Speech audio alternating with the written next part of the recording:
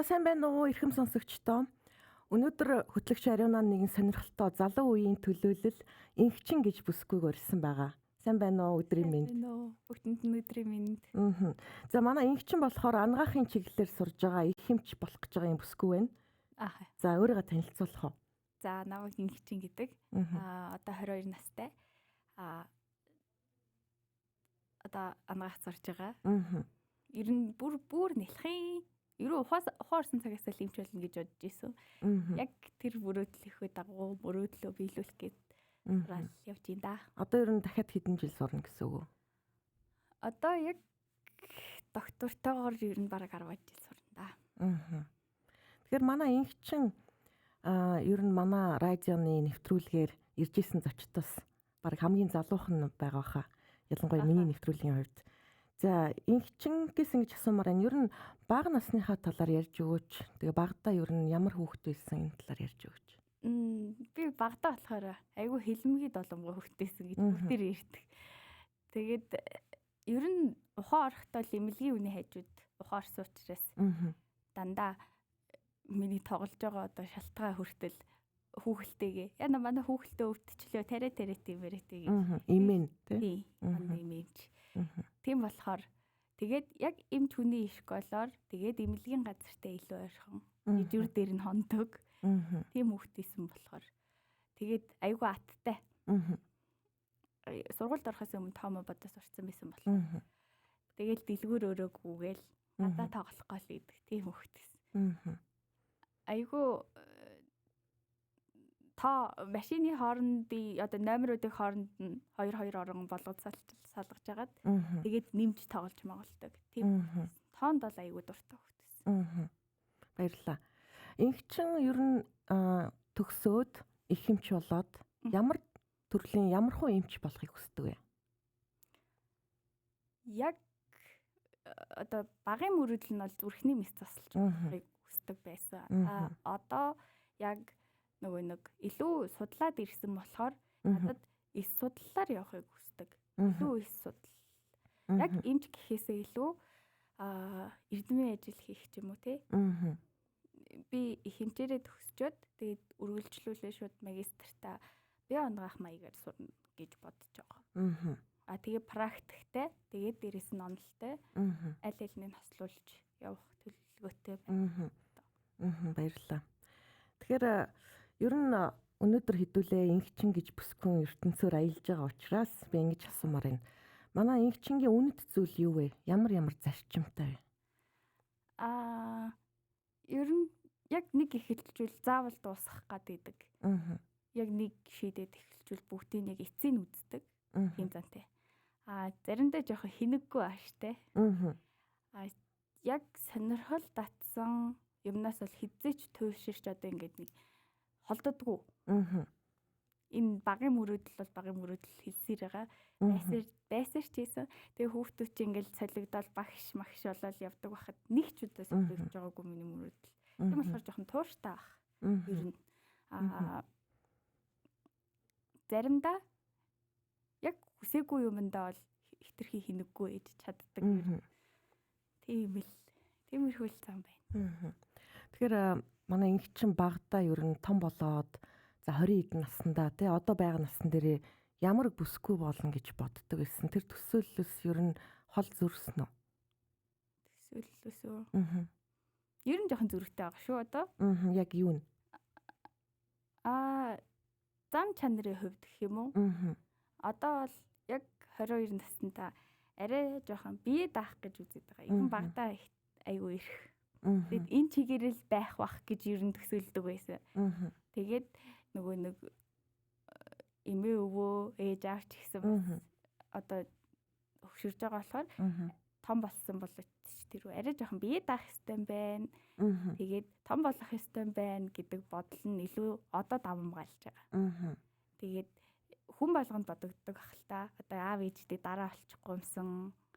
Тиймэрхүү бодолтой болсон байна. Би бол насаараа ирэхлэн гэж боддог. Угаасаа айлын ганц охин тийм ээ. 3 эрэгтэй дүүтэй тийм. 4 хүүхдээ айлын том нь тийм ээ. Ер нь 3 эрэгтэй дүүтэй байх энэ амьдрал ямар вэ? Асал сонирхолтой шүү дээ. Өдөр болгон галзуу хорд шиг. Ааха. Ийм эгэн догонтой. Тэгтээ аюу сонирхолтой. Эрэгтэй хүүхдүүд аль ийм нэг цаагаараа халамжтай гэдэг юм л. Эмэгтэй хүүхдүүд бол ингээд ээж мэжийнхээ ийм одоо байгаа байдлыг анзаараад халамжилж чаддаг бол эрэгтэй хүүхд бол нэг цаанаас хантай гэх юм уу? Өмөртэй. Тийм бид юм л. Эмэгтэй дүүтэй байх бас мэдэхгүй учраас аюу сахилгагүй л гэдэг. За би ингэж асуумаар энэ хэрвээ эмчийн мэргэжил сонгоогүй бол эмээ нь эмч биш байсан бол өөр ямар мэргэжил эзэмших байсан болоо? Энэ талаар бодож үзсэн үү? Ерөөсө бодож байгаагүй юм. Ер нь төсөөлөгдөж байгаагүй. Одоо ингээд хүнд яг 12 дугаараа ингээд яг яэш төхөө дэрэнгүүт нэг юм сандрал айдас байгаа шүү дээ. Тэр үедээ за би ер нь өөр чадахгүй болохгүй болов гэж айдсын үе дээр за тэгвэл өөр мэрэгжил байж болно. Өөр юугаар сурах уу гэхэд надад нэгч бодол байгаагүй. Бүгдийн чадахгүй юм шиг за эмч болох ч угаасаа хүнд олон жил сурна гэдгээ мэдж байгаа учраас хүнд ч гэсэн энэ л юм байна. Яг л энэ миний амьдрал юм байна гэж ер нь сонгож ирсэн. Хэмэр одоо яг тэр хэмэрлэлийн үед юу ч ийсэн яах вэ гэж бодож ирсэн ирнэ би яг залхаад хаях юм шиг санагдчихсан. Зөв. Одоо нөгөө ангаахыг төгссөн эсвэл ангаахт сурж байгаа залуучууд ярьдаг л да.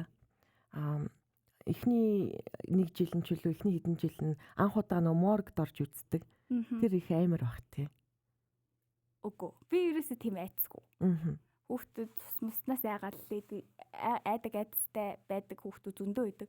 Гэтэ би нөгөө багасаа эмнэлгийн орчинд өссөн болохоор ерөөсөө тиймнээс айдаг үүд. Манай эмээ хэлжсэн яг нэг дадлахт гарч яхад хүн өнгөрөөд тэгээд тэгж яхад за миний охин айж болдгоо юм шүү. Айх хэрэггүй. Айц. Тэгэд ерөөсөө айж байгаагүй. Ер нь тиймнээс нэг айдгүй. Одоо бид нар чи бас зураг харж чэйжлэн тэгээд манай ангаахч юм үзээ те. Тэгэл хүүхдүүд пупа гэж яхад надад ерөөсөө тийм амар санагддаг. Хүний бие хадгалсан байна. Яг л энгийнээр л хүлээж авдаг ерөөсөө хүүхдийг нь. Тэгэхээр үнэхээр яг эмч хүний сэтгэхүүрийг хүлээж авч байна тийм. Тийм баг. Би Чингис ингэж асуумаар байна. Ер нь ангаахт суралцахын хамгийн гоё зүйл нь юу вэ? За мэдээж энэ мэргэжил бол айгу ховор биш хүн болгон эмч болохыг хүсдэг айл болгон нэг эмчтэй байх юмсан гэж ярьдаг. Хамгийн хүнд хэрэгтэй мэргэжлээс гадна ер нь яг ангаахын оюутан байхын хамгийн гоё нь юу вэ? За өнгөрсөн жилээс ер нь мэдрэгдсэн нэгдүгээр курстэй болных гоё нь мэдрээгүй. Нөгөө нэг юм их юм чэйжилж байгаа, их юм тогтоож байгаа. Тэгэл юм нэг урсаал өнгөрсөн байхгүй юу? Ерөөс юу болоод байгааг нь мэддэхгүй. За энийг давчвал гэсээр хагаад урсаж өнгөрсөн. Одоо мэдгэж байгаа бүх гоё юм нь болохоор бүх хичээл нь холбоотой. Тэгэнгүүт одоо бидний байгаль дээр мэддэг те.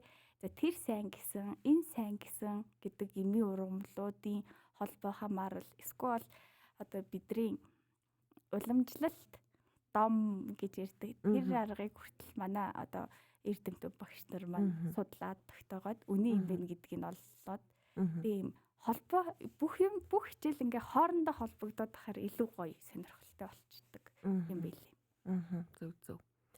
За хоббигийн талаар ярина. Инхчин шинжлэх ухааны сэдвтэ ном унших дуртай тийм ээ. Тийм. Ер нь яг ямар чиглэлийн ямар номнууд унших вэ? Ямар би бас тодорхой байдалд аюу дуртай болохоор одоо уран зохиолын ном гэхээсээ илүү тиймэрхүү ном нь илүү сонирхолтой байдаг. Ягаад гэхээр юм богино үгээр товч тодорхой юмыг тайлбарлаж байгаа учраас. Анагаахын ном ч гэсэн ер нь аль тиймэрхүү. Эсвэл ингээд одоо хүний бие хамгийн жижиг гэдэг ингээд нэг өгүүлбэр багтаад ч юм уу 2-3 өгүүлбэрт багтааж байгаа бол уран зохиолын ном жоохон сонжруулаад байдаг учраас аюу дургу. Нэг утга санааг хэдэн хуудасаар ч илэрхийлээд байгаа. Тэгэхээр нойр хүрчдэг аюу. Тэгээ шинжлэх ухааны ном бол тодорхой. Тэгээд илүү одоо дэлхий хүн байгалыг одоо ингээд нэг тодорхой таньж мэдснээрээ Мгм. тэнд бичигдэж байгаа учраас Мгм. гэж ойлгох нь илүү гоё. Хамгийн сүүлд ямар ном уншсан бэ? За хамгийн сүүлд одоо бид нэр яг мэрэгжлийн хичээлийнхээ номыг уншиж байгаа да. Нөгөө бидний системээс хасагдсан. Гэхдээ биднэрт хэрэгтэй гэд манай багш нэмэлт биш. Номны сэдвнээс хасагдсан одоо нэг кредитээс хасагдсан хичээлийг илүү уншиж байгаа. Бицээс хэлэлцээ. Биохимийн бицээс хэлэлцээ.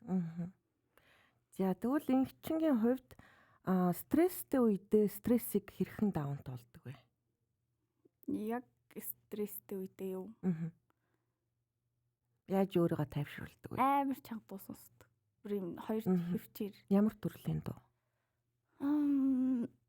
Ямар ч хамаагүй. Скул дуулцдаг дөө баг. Зүгээр дуу сонсоод өөрөө дуулаад. Тэгээд нэг өөр юм хийчихэнгүүт айгу хурдан. Дуулах дуртай юу? Дуртай. Гэтэ нэг тийм сайн дууч биш ээ. Зүгээр л Монгол, англи, гадаад. Одоо л ихэнхдээ монгол дуу сонсож байна. Гэтэ ер нь бүгдийг сонсдог дөө. За эмэгчингийн хувьд ер нь сайн эмч гэж ямар эмчийг хэлдэг вэ? За яг нэг онч хэлсэн үгтэй адилхан байдлаар тайлбарлах юм бол би яг тэр үгийг бас бүтнээр санахгүй байна. Гэхдээ яг санаж байгаагаар хэлэх юм бол яг л энэ үнийг эмчих юм байна гэж би яг тэр үгийг уншичаад бодож ирсэн. Өвчний шалтгаан хамаарлыг нөхцөл байдлыг нь бүгдийг нь юунаас шалтгаалсан ямар нөхцөлд үүсэж байгаа бүгдийг нэмчилж болж байгаа. Дээрэс нь бие сэтгэхүй тэ сэтгэл санаагаар нь хүртэл эмчилж чаддаг нэг л эмч хэлэх баг. Жинхэнэ эмч. Тэгэхээр нөгөө өвчтнөө сайн ер нь бодож гин, ажиглаж гин тэр хүнийг бас нэлийн хүн талаасаа илүү бодож гин гэсэн үг тийм ээ. Тий. Нөгөө нэг хичнээн их сэтгэлээр өвчин эдгэрээд байгаа ч гэсэн бас заримдаа сэтгэл зүгээрээ хүн өвдөд идэг. Тийм болохоор сэтгэлийн хүртэл хамт эмчлээд гаргавал гоё. Байх юм шиг санагддаг. Тэгэхээр би эмчингээс ингэж асуумаар байна. За одоо 20 эдтэнгүүд чинь ямар генерашн гэдэг вүлээ? Gen Z. За Gen Z. За Gen Z-ийн нэг төлөөллийн хувьд хосын харилцааны талаар хоёлаа жоохон ярил л та. Ер нь өнөөгийн Gen Z-ийн хосын харилцаа ямар байдаг вэ? Ялгаа нь юу вэ? Одоо урд өмнөх үеийнхнаас. Надад яг үеийнхнээсээ харж байгаа ялгаатай юм нь ерөөсөө хамааралтай байхыг хүсгэ болцсон мөлий. Нэг хүнээс хэд хамааралтай. Манай монголчуудын хувьд нөгөө нэг юм нүүдэл хийдэг, тал хол амьдарцгаадаг гэсэн болохоор илүү бие биендээ найдаж амьдардаг байсан юм шиг байгаа байхгүй юу? Хосууд. Одоо бол нөгөө орчин цагт чи юм хотын соёл ирсэн болохоор хүмүүс нийгэмдэр ингээд айгүй нийгмийн харилцаа ихтэй байгаа учраас энэ хүн одоо муудалцаа таарч тохирохгүй л гэхэд за энэ хүн болохгүй бол байхгүйсэн ч болно гэдэг тийм үзэл хандлагатай. Ер нь ихэнх нь үнэхээр болохгүй байгаа юмыг болгох шаардлагагүй надад таарахгүй байвал заавал энэ хүнтэй ингээд насаараа амьдрах албагүй гэж ер нь боддог болсон юм билээ. За ихэнх нь. Ер нь илүү биеэ даатсан гэсэн үг тийм. Өөр ингэсэн бодолтой. Тийм. Тэгээд нөгөө нэг нийгмийн харилцаа хэтэрхий өндөр байгаа учраас бас нөгөө нэг өдөржин нийгмийн харилцаанд хийж агаад гэртээ ирээд нэг юм ганцаараа байх үеийг хүсдэг ч юм уу. Яг нэг тиймэрхүү юм шиг санагдсан ер нь хувийн орон зай хүсдэг гэж юу? Тэгэхээр орчин үеийн залуу эмэгтэй ер нь одоо эрэгтэй хүнээс үерхэж байгаа залуугасаа ч юм уу, нөхрөөсөө ч юм уу, найз залуугасаа ер нь хамгийн их гол хүсдэг зүйл нь юу вэ? За яг миний хувьд хүн болго өөрөө зүйл хүсгэл ахaltaа. Гэхдээ яг миний хувьд одоо хүсдэг чанар нь нэг юм. Манай Монгол эрэгтэй хүмүүсийг хэлдэг шүү дээ. Хангаар те. Тэгээ нэг баргийн юмд олон юм яриад байдгүү. Тэгээд нэг юм болгон дээр шилжигнаад байдгүү. Яг л тийм эрэгтэй хүн чинь бол одоо ингээд цаанаасаа бүгд харагдаж шүү дээ. Тэгэнгүүт одоо яг миний зүгээр ажигласнаар манай эрчүүд жоохон бүгдээрээ шалчгаар болсон юм шиг. Айгу гомдомхой момдомхой. Эмхтэй хүний зан нь илүү давмгаалаад байгаа ч юм шиг. Яг тэр аав өвөө энтрийн үеийнхнийг бодвол арай өөр болсон тий. Тийм, ер нь ихэнх нь. Нэг юм за морь малтай ноцтохгүй байгаагийн бас шалтгаан ч юм болов гэж бодох шиг. Нэг юм жоохон иршүүд зангуу болсон. Юм шиг санагдчих жаа. Одоо бүсгүйтэйгээ эмхтэйтэйгээ барьцалж байраа лу. Тийм. Тэгээд нөгөө нэг 50 сквал юм адилтай адилтай.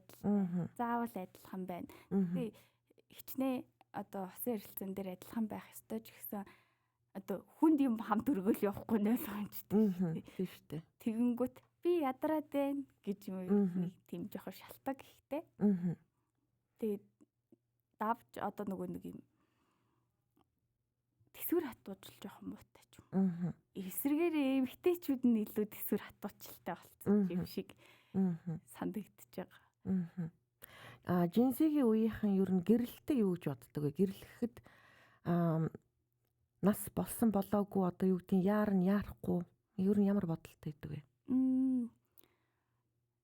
Ихэнх нь бол яарахгүй болсон гэж бодож байна.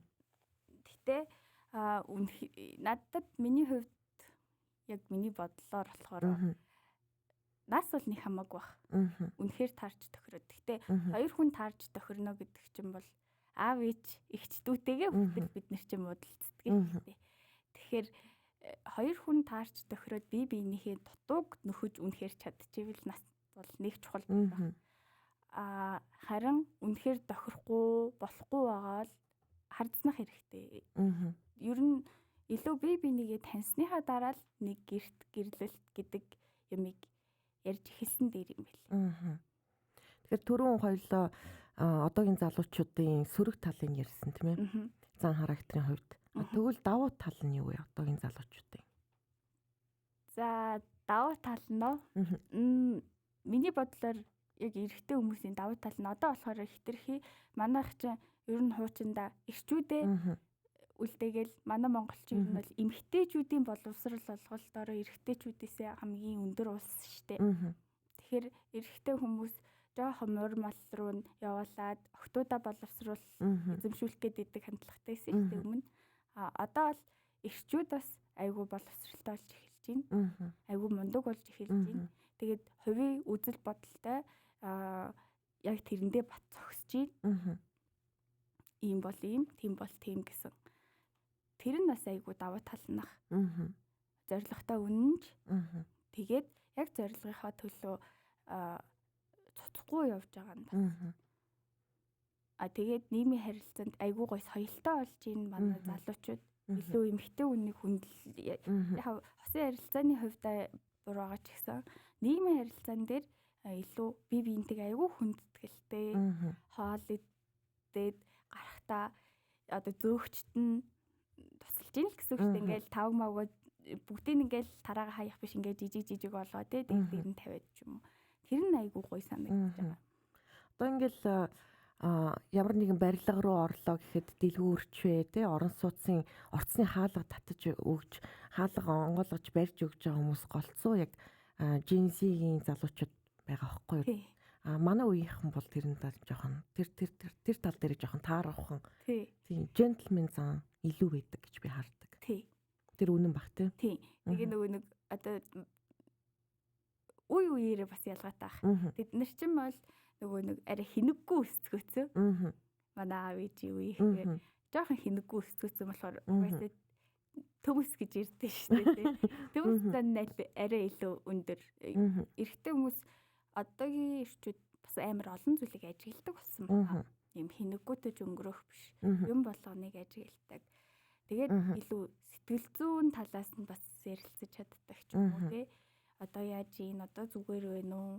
Тэгээд ямар хуу байна? Өнөөдөр хэр өнгөрсөн? Эмэгтэй хүн чинь бас нэг тиймэрхүү байдлыг хүсдэг шүү дээ тий. Анхаарал. Тий. Юм жижиг зүйлс дээр анхаарахыг.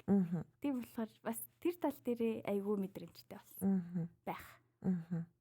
За би тэгвэл ингэчин бүсгүйгээс ингэж асуумаар байна. Аав ээжээсээ ер нь өвлж авсан хамгийн гол үнэт зүйл чинь юу вэ? Аав ээжийнхээ талаар ярьж өгөөч. аав ээжээс гэвэл за ээжийнхээ бас хинэггүй занг дүүрсэн баг. Миний хинэггүй. Гэтэ бас тийм амар хинэггүй биш л те. Ааваас гэхээс илүү одоо аавынхаа ээжээс илүү юм дүүрсэн.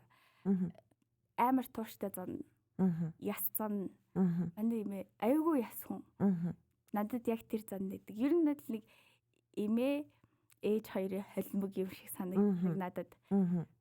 Заримдаа жоох ер нь хинэггүйтэй дэдэг хэрнээ нэг ихэлжүүл амар тууштай зантай им уулгах тий дүүнэр өвдөд им уулгахад бол энэ яс зам бол хизэж ярилдгүү яг цагийн цагт нь өгдөг мөгдөг нь имээтэй адилхан. Гэтэ имийг арай гүцэхгүй л тий. За би тэгвэл зочноос ингэж асуумаар байна. Ер нь хүн хоорондын харилцаа одоо зөвхөн гэр бүлч биш найз нөхөд альва харилцаан дээр итгэл даах чадвар ямар өөрөгтэй вэ? Итгэл даах чадвар уу? Бүх хүмүүс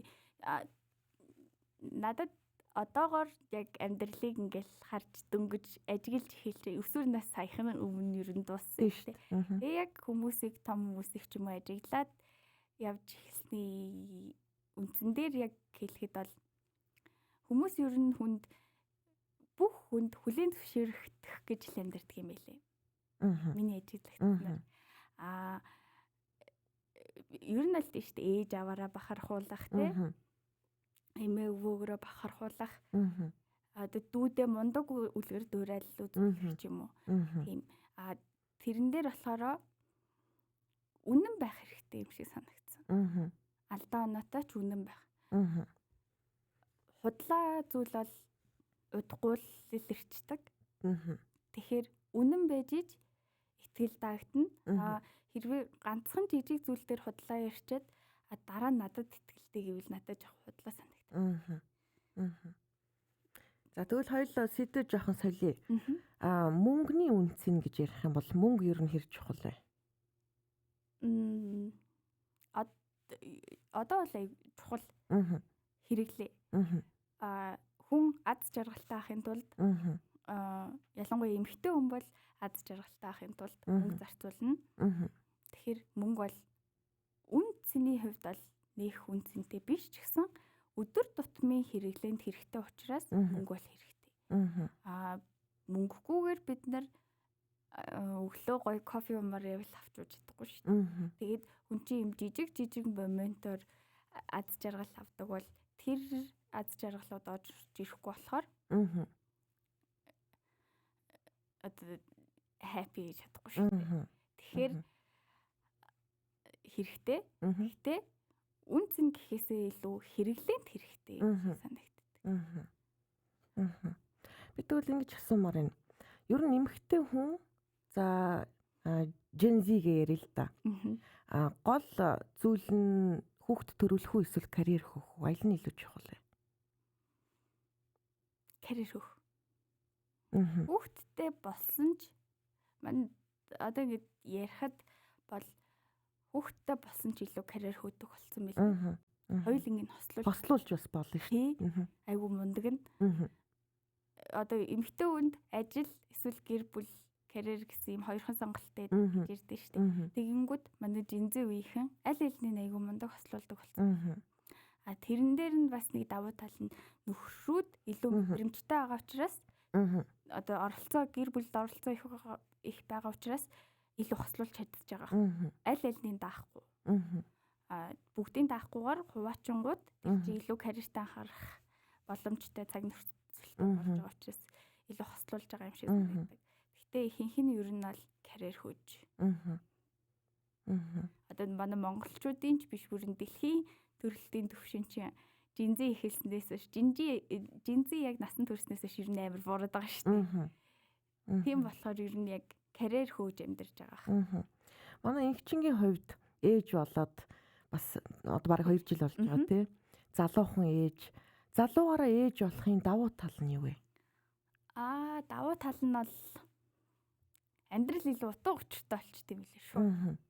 Өмнө нь бол хитрхи зоригтой за яадгийн ирээдүг одоо ингээд нэг томоор харахгүйгээр зүгээр ингээд өмнөх хэдхэн жилээр ч юм уу хараад яад ингээд байсан бол одоо л илүү уртаар төсөөлдөг болсон мэлээ. За хүүхэд том болохоор за одоо ингэхээр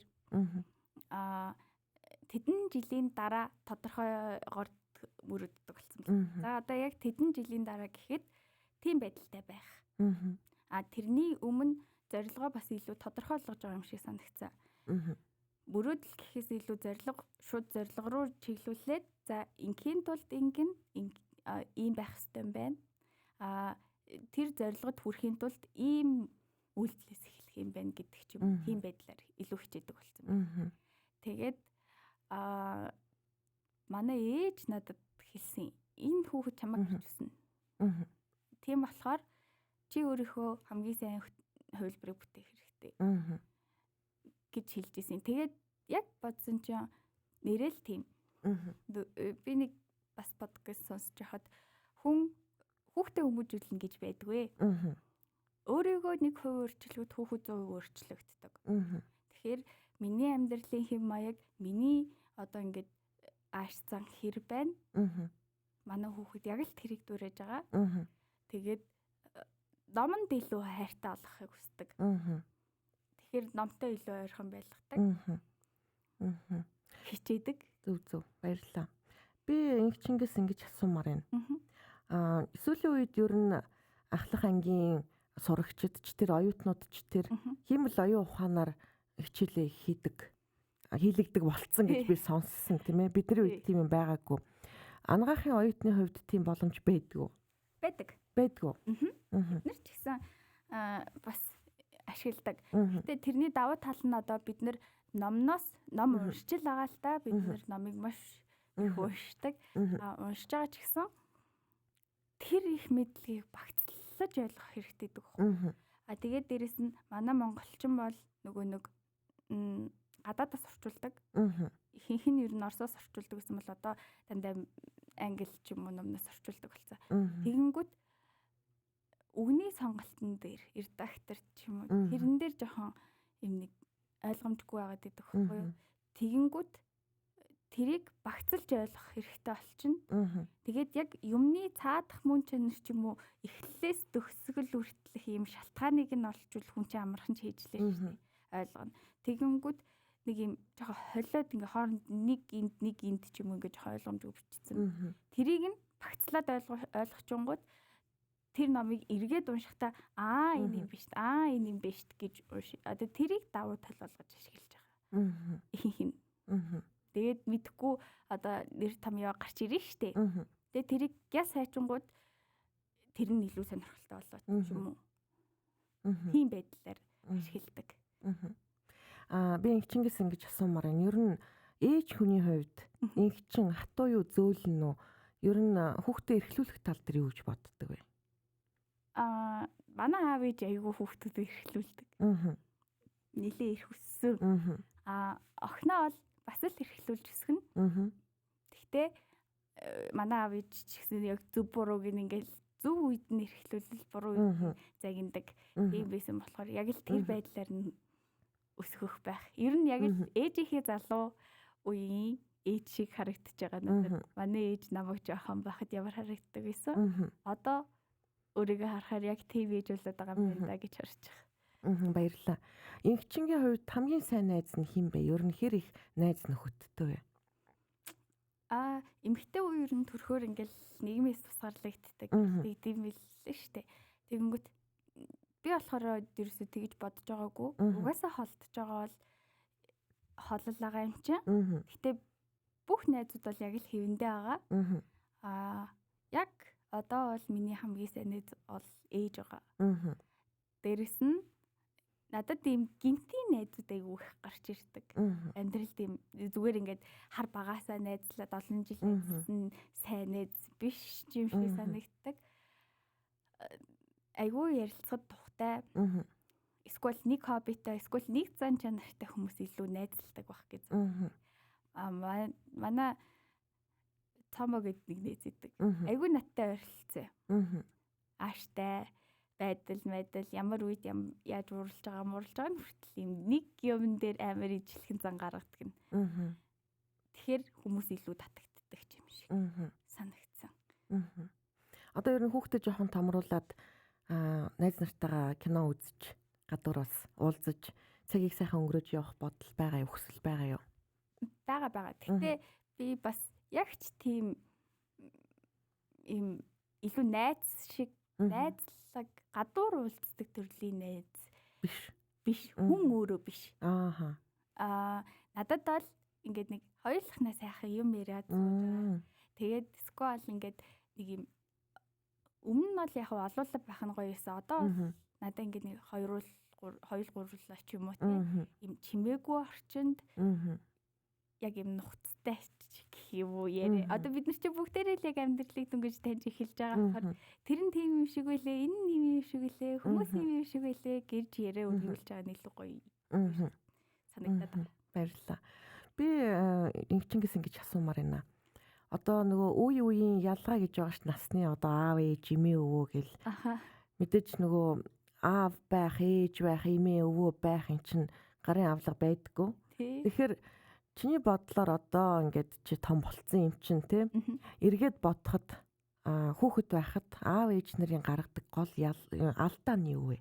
Ер нь одоо нөгөө генерашны үл ойлголцол тал дээр. Нөгөө нэг бид нар арай чи юм байгаагүй юм да. Одооны хүүхдүүд одооны хүүхдүүдийг муулаад өөрснийгаа илүү дөвилгөө. Аль алинд нь алдаа байгаа. Аль алинд нь сүл тал давуу тал байгаа. Миллениал үеийнхэн болохоор им одоо манай үеийнхэн гэсэн үг. Миллениал үеийнхэн болохоор арай одоо ажил карьерийн хувь дээр нэг газар дорсон бол тэр газараас гарахгүй ч гэдэг юм уу тийм тууштай ч юм уу. Тиймэрхүү зантай. Жинзи үеийнхэн болохоор олон салбарт ажиллаж үзэж олон туршлага хуримтлуулъя гэдэг талтай юм шиг санагдсан. Нэг газараа удах биш. Тэгэнгүүт нөгөө тогтворгүй ааштай мааштай гэдэг ялгаа гараад байгаа юм шиг санагдсан. Аав ээжүүдийн хувьд хүн болгон лахуудаага амьдарч байгаа бол надад ч ихсэн алдаа байгаа л та. Одоо ээж болж үзээгүй одоо болцсон. Тэгэл хүн болгон хамгийн сайн ээж аав байхыг л хүсдэг юм бэлээ. Тэгэнгүүт нэх энэ буруу тэр нь буруу гэж шүүмэргүй. Хүн чинь ер нь тэр үедээ хамгийн зөв гэж бодсон шийдвэрийг гаргаж байгаа. Тэр нь алдсан ч ийсэн үү, онсон ч ийсэн үү тэр хүн тэр үедээ алдъя гэж шийдэхгүй байх гэж. За би тэгвэл дараагийн асуулт үзэл бодлын сонирхмоор юм л да. Одоо гэр орны ажил тийм ээ. Хизэж дуустдаггүй ажил байдаг шүү дээ тий.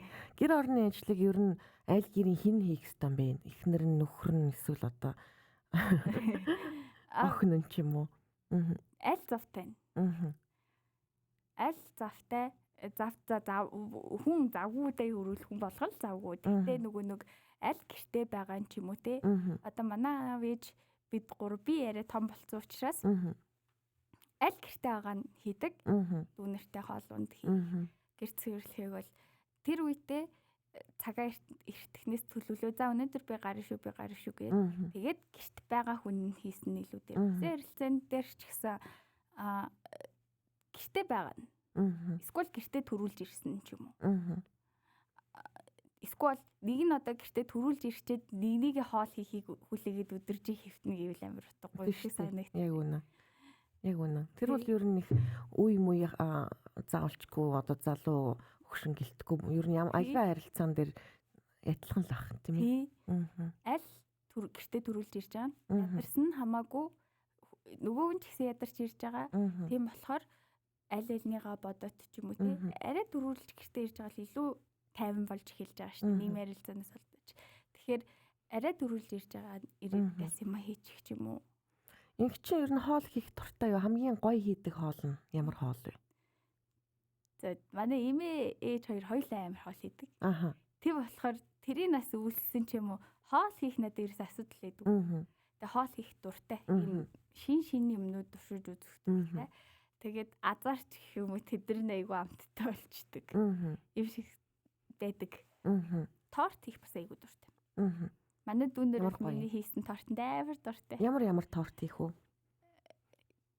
Бүр 5 билүү 4-р эгдээ анх торт хийж үзсэн. Одоо бол хамгийн сайн хийдэг торт нь чизкейк.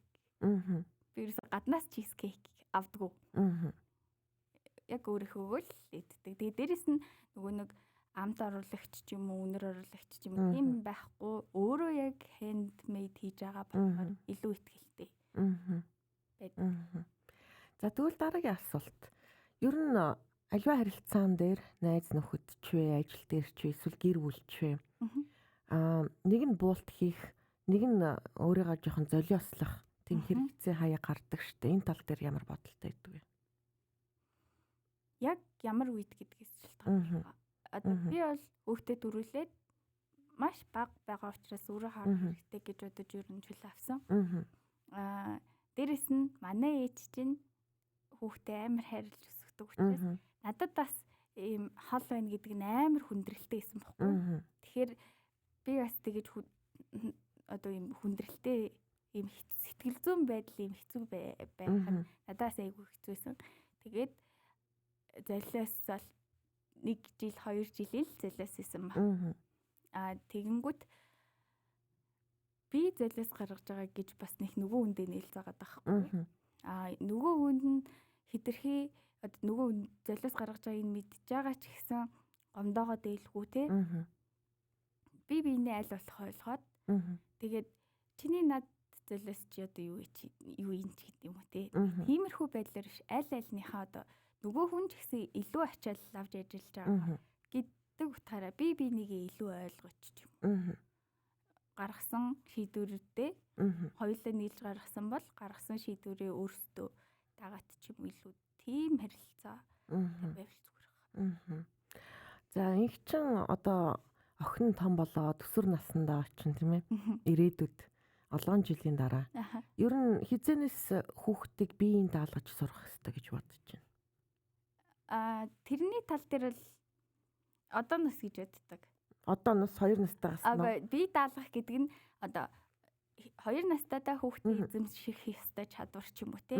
Тэрийг яг наснд нь за том болж байгаа тэгчэндээ гэж юусоо бодохгүй. Наснд нь тааруулаад тий.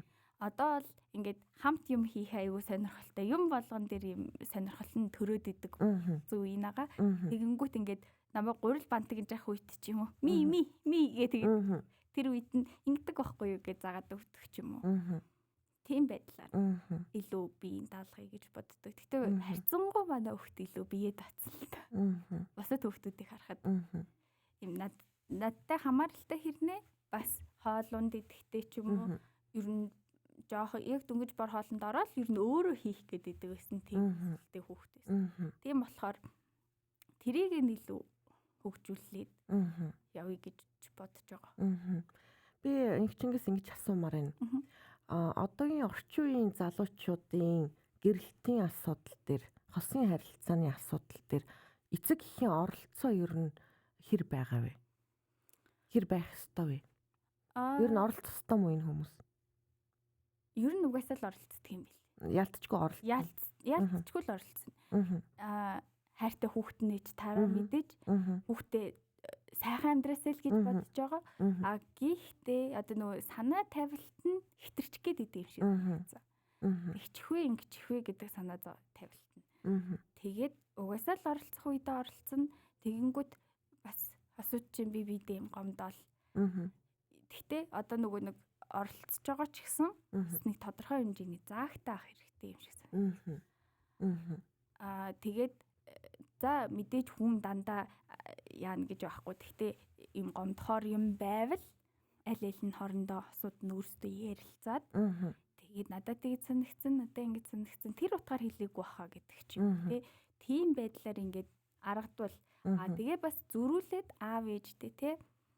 Бас зөв үгээр тайлбарлах. Иймэрхүү үгэн жоохон гомддог юм байлээ шүү. Тэгэхээр тиймэрхүү юм битээ яриараа ч юм уу тий. Тэр сэдвэр битээ яриараа ч юм уу. Ийм нэг зөв ойлголт ер нь л нэг үгийн бас буруу сонголт ч юм уу. Одоо надад хэлж байгаа үг нь тийм утгаар биш хэрнээ надад муухай утгаар сонсогдох ч юм уу. Тийм байдлаар бас жоохон үл ойлголцол гардаг юм шиг санагдсан. Тэгэхээр тэр үл ойлголцол бол угаасаа амьдралын явцад л гарна. Тэгэхээр тэрийгэ ярилцаад айгуу сайн давчих ёстой юм шиг санагдсан. Баярлалаа. Би инхчингээс ингэж асуумаар байна.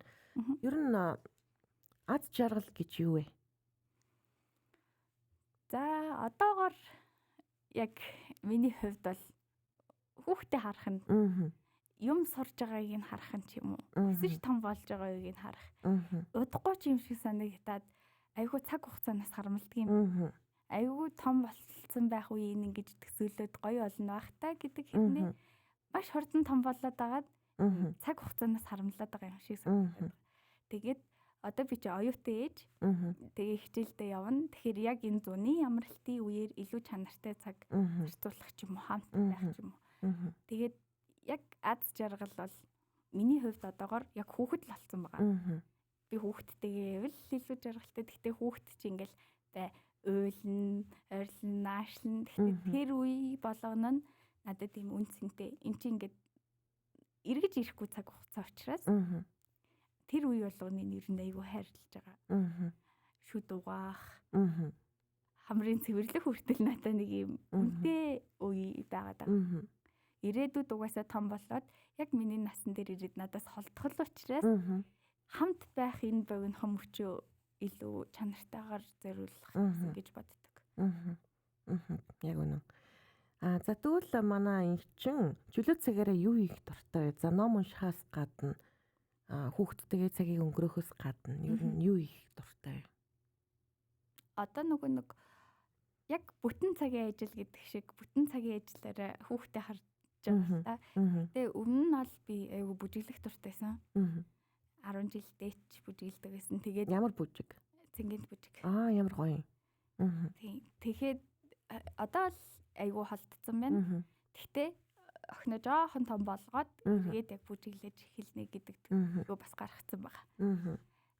Охин бүжиглэж гин үү? Бүжиглэн хамт бүжигэнд явъя гэж. Гэхдээ би охиноо бол балетад явуулъя гэж. Одоо бид нар чинь юуны тулд хүний бие судалж байгаа хэлээ те. Хамгийн эмэгтэй хүний булчинг зөв хөгжүүлдэг те, зөв галбартай байлгадаг урлаг бол ер нь балет юм байна. Тэгэхээр дуртай дургүй нь хамаагүй гэхин цаашийн дурлуулж агаад зүгээр балетыг амьдрал болгохгүйгээр амьдралын хэм маягта оруулаасаа гэж сонсож байгаа. Тэгэхээр хамт бүжиглэнэ. Бүжиг гэснээс ер нь охин дуулж гин үү? Дуулах дуртай юу? Тий. Гэл. Дуу явахаар ингээл арай хэлдэ орж амжааг байгаа учраас ингээл гэл аялал дагаад аялаад. Тэгээ би вау чи ямар гоё дуулдیں۔ Би ямар мундаг юм бэ гэл тэгмэд уламж чад дуулаад айгүй юм. Сая энэ жил үзсэн хамгийн таалагдсан гоё кино аль нь байсан бэ? Энэ жил үү шинээр үзсэн үү? Тийм эсвэл ноёдлон ч юм уу. Ер нь кино театрт үзсэн киноноос. Би кино театрт кино ер нь үзэх айгүй дургу. Ямар сони? Яагаад? Мэдгүй. Айгүй дургу. Гэртээ үзэх дуртай гэж. Тийм гэртээ үзэх дуртай. Миний үзчихсэн яг бүр хамгийн шилдэг кино гэх юм бол One Day гэдэг. Юуны тухай? Хайрын тухай. Тэгтээ айгүй харамсалтайгаар дуусдаг. Би уулын тим кино дургуултай би. Драма юм уу? Үгүй нэг ингэдэг кино. Гэтэ нөгөө юу жанр нь төрөлн тийм гонигтай юм байна те. Тий. Яг богинохоогээр илэрхийлэх юм бол ер нь бол анханасаа би биэндээ сайн байсан. Тэгээ ингээд огтлцохгүй явж агаад нэг нь өөр хүмүүстэй сууж явж агаад яг эргээд би биэндээ хайртайгаа ойлгосон чинь нэг нь машины ясалт ороод. Ямар харамсалтай юм те. Тэгтээ хүүхдээ ярьж өгөөд дууссан. Тэгээд тэрний үнц нь илүү гоё санагддаг. Би бинийгээ бүр илүү их хайрлсан юм шиг санагдав. Хэрвээ тэр үедээ одоо шууд сэтгэл хөдлөлөөр татагдж байгаа ч гэсэн тэр үедээ яасан бол тэр хайр дуусчих байсан юм шиг санагдав. Тэнгүүд би биэндээ хол агаад тэгээд жилийн нэгэн өдөр би биентэйгээ уулздаг. Тэгээд тэр болгон дээр ер нь заавал уулздаг байсан. Тэгээд сүлд суудаг байхгүй юу? Тэгээд тэр нь илүү үнцэн үүсгэсэн байж магадгүй хол байснаар. Илүү би биенээ санаж тэ. Илүү бас нөгөө нэг давуу талыг нь харж ч юм уу. Тэгээд сул талын хүртэл хайрлсан ч юм уу. Тийгэж санагдсан. Тийм болохоор хамгийн дуртай байна. Тэгвэл ер нь романтик кинонд дуртай юм тий. Тий. Гэтэ аз жаргалтай төгссөн. Аз жаргалгүй төгсдөг гэх юм ч бас хайш. Инх чин кино үзээд төгсгөлд нь одоо киноных нь гол баатар нь өнгөрчих юм бол уйлдгүү. Уйлдаг. Тэр мэдрэмж айгүй хэцээдэг болохоор аз жаргалтай төгсөх стэйшн санагдаад байт. Би инх чингээс ингэж асуумаар байна. 10 жилийн дараах инх чин хаана юу ийгээд ямар байдалтай явж байх болоо. За яг амьдрал ер нь төлөвлөснөр болдгоо мөлий. Гэхдээ яг тодорхой хэмжээнд төлөвлөж иж өргөжлөн л да. Тэгэхээр ер нь гадаадд сурж явах төлөвлөгөөтэй байгаа. Мастер. Тийм. Мастер, доктор ч юм уу аль нэг доктор. Тийм. Тэгэхээр гадаадд сурах төлөвлөгөөтэй байгаа. Аль улс орн сонгосноо? Сонгоцсон. Японд. Яагаад Японд? Яг миний мэрэгжлийн бас өндөр хөгжилтэй байгаа нь ер нь бол Япон. Гэтэ бас одоо ингээд хүүхдтэй олчхороос хүүхдийнхээ баримтыг хараад идэм билээ айгу. Тэгээд ажиглахад ер нь Япончууд ч ингээ хүүхдийг бас яг багаас нь ингэж нөө дадлагжуулдаг. Ингээд үе үед нь таарсан ийм өөрийнх нь чадварыг эзэмшүүлэх зэрэгээс бас тэр талаараа давуу тал болохоор нь эсвэл бүр Европын чимээгүй орн гэсэн. Бас нэг хоёр Скандинавын орн ч юм уу тий. Маш чимээгүй. Япон гэхэр чинь Япон хэл сурах хэрэгтэй болно тийм ээ. Тийм. Жохон хэцүү юу?